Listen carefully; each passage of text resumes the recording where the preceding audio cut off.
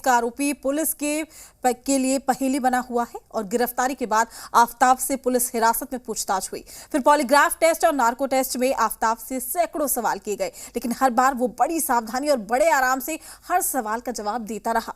और हैरानी की बात तो यह है कि हर टेस्ट में उससे पूछे गए सवालों के जवाब एक समान रहे।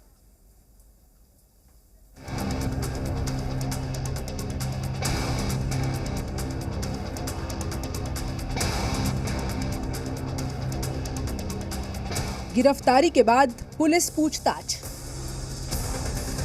फिर पॉलीग्राफ टेस्ट, इसके बाद नार्को टेस्ट में सवाल जवाब, फिर पोस्ट नार्को टेस्ट, घंटों पूछताछ, सैकड़ों सवाल, लेकिन हर टेस्ट में जवाब एक जैसा।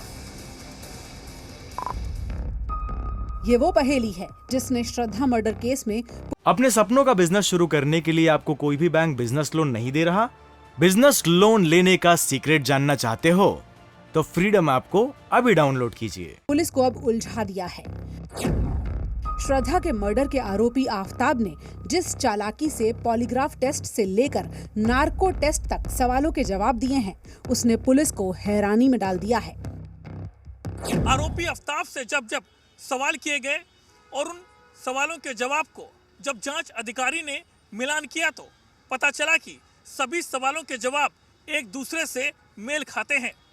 चाहे वो 14 दिन की पुलिस हिरासत का इंटेरोगेशन हो या फिर पॉलीग्राफ और नार्को टेस्ट के दौरान पूछे गए सभी सवालों के जवाब हो।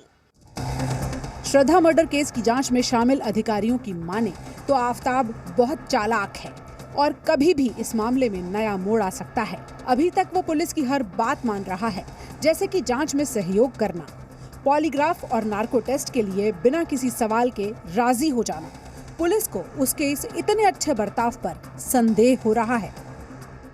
कहीं पॉलीग्राफ और नार्को टेस्ट के लिए मना नहीं करना आफताब की प्लानिंग का हिस्सा तो नहीं।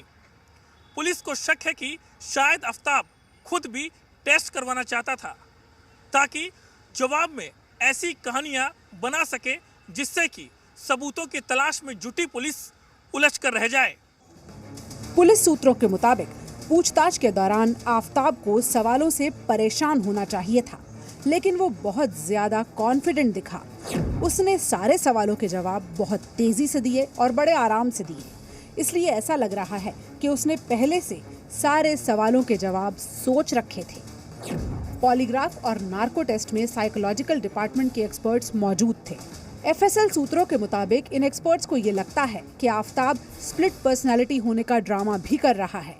पूछताछ के दौरान आफताब ऐसे बर्ताव कर रहा था कि जैसे उसके अंदर दो अलग अलग तरह के लोग हों। ऐसा वो सजा से बचने के लिए कर रहा है। आफताब ने पॉलीग्राफ और नार्को दोनों ही टेस्ट में श्रद्धा की हत्या की बात कबूली है। इतना ही नहीं, अब तक की पूछताछ में आफताब ने कई राज उगले हैं। आफताब ने बताया कि उसने श्रद्धा की डेड बॉडी के टुकड़े करने के लिए चाइनीज चॉपर का इस्तेमाल किया था। आफताब ने यह भी खुलासा किया कि जिस आरी से उसने श्रद्धा के टुकड़े टुकड़े किए थे, उसे गुरुग्राम में अपने दफ्तर के पास झाड़ियों में फेंक दिया था। वहीं आफताब ने यह भी बताया कि उसने श्रद्धा का सिर मेहरौली के जंगलों में फेंक दिया था।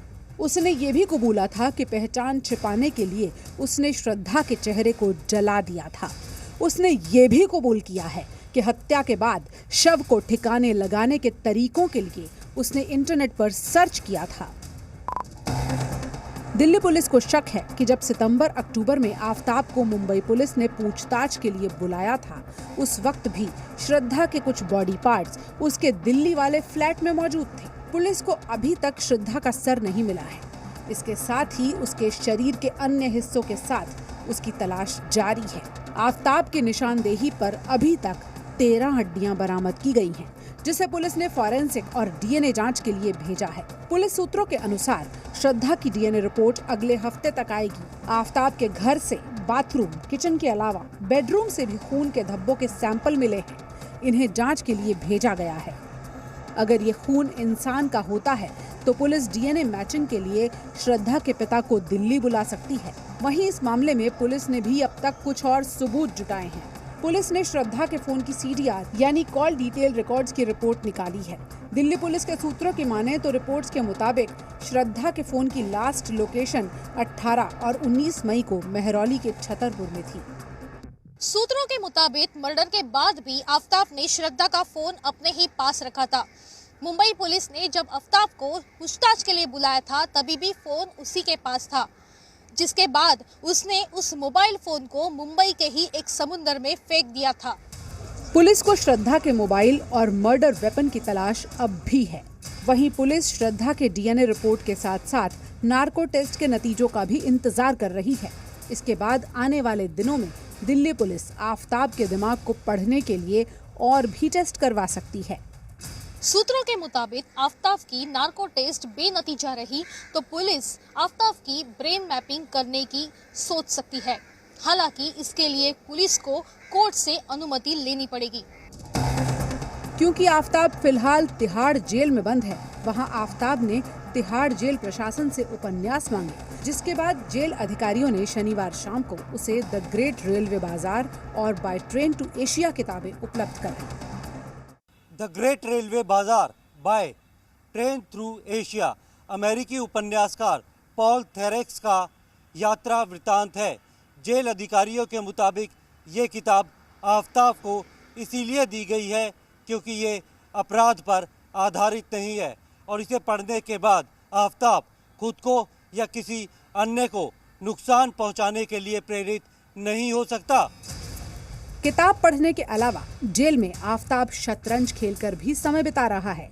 जेल अधिकारियों के मुताबिक आफ्ताब जेल में ज्यादातर समय अकेले तो कभी सेल में मौजूद 2 अन्य कैदियों के साथ शतरंज खेलता है। आफ्ताब जब अकेला शतरंज खेलता है तो दोनों तरफ की रणनीति वो खुद बनाता है। जेल कर्मियों को आफ्ताब पर कड़ी नजर रखने के लिए कहा गया है। उसकी सुरक्षा में जेल के 2 सुरक्षा कर्मियों को तैनात किया गया है। साथ ही CCTV से हर वक्त निगरानी की जा रही है। लेकिन सवाल यह है कि एक लड़की की हत्या के बाद आखिर आफ्ताब इतना बेखौफ और रिलैक्स कैसे दिख रहा है। जेल में वो कभी किताब पढ़ता है तो कभी शतरंज खेलता है। जब उससे पूछताछ होती है तो वो हर सवाल का जवाब बड़े आराम से देता है। क्या ये पुलिस की जांच को भटकाने के लिए आफ्ताब की रणनीति है? यही सवाल पुलिस के लिए एक पहेली बन चुका है। इसे सुलझाने के लिए पुलिस जल्द से जल्द ऐसे सबूत इकट्ठा करना चाहती है जिसे देखकर और जिसके बारे में जानकर आफ्ताब सरेंडर कर दे। ब्यूरो रिपोर्ट, जी मीडिया। अपने सपनों का बिजनेस शुरू करने के लिए आपको कोई भी बैंक बिजनेस लोन नहीं दे रहा? बिजनेस लोन लेने का सीक्रेट जानना चाहते हो? तो फ्रीडम ऐप को अभी डाउनलोड कीजिए।